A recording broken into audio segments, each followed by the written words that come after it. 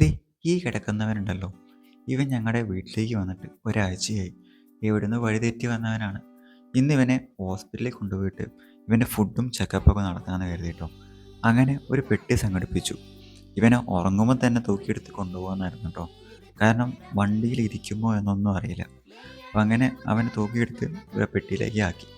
ഇനി അവനെ കാറിലേക്ക് കൊണ്ടുപോകുന്ന ഒരു കാഴ്ചയായിട്ട് നിങ്ങളിപ്പോൾ കാണുന്നത്. കൂടെ അച്ഛനും ഉണ്ടായിരുന്നു കേട്ടോ ഞങ്ങളപ്പം. അപ്പോൾ നേരെ പോയത് കോട്ടയ്ക്കലുള്ള തോക്കാമ്പാറുള്ള ഒരു പ്രൈവറ്റ് ക്ലിനിക്കിലേക്കാണ്. കൊണ്ടുവന്നപ്പോൾ തന്നെ നിലത്ത് വെച്ച് ആള് പുറത്തൊക്കെ കാഴ്ചകളൊക്കെ കണ്ട് പുതിയ സ്ഥലമൊക്കെ അല്ലേ. അപ്പോൾ ഇവിടെ കുറേ സാധനങ്ങളൊക്കെ ഉണ്ട് കേട്ടോ ഇവർക്ക്. ഡോഗ്സിനായാലും ക്യാറ്റുകൾക്കായാലും കുറേ സാധനങ്ങളൊക്കെ ഉണ്ട്, കളിപ്പാട്ടങ്ങളായിട്ടും അവിടെയായിട്ടും.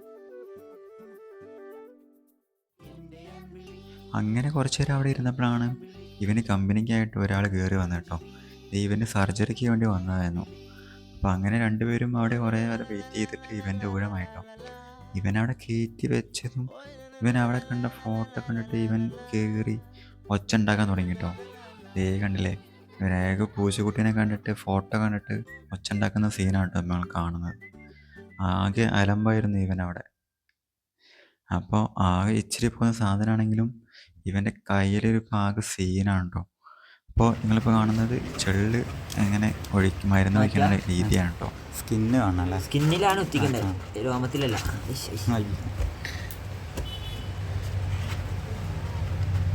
കണ്ടില്ലേ, സ്കിന്ന് പ്രോപ്പറായിട്ട് കാണുന്നുണ്ടോ? ഇതേമാതിരി ഒത്തിക്കുക.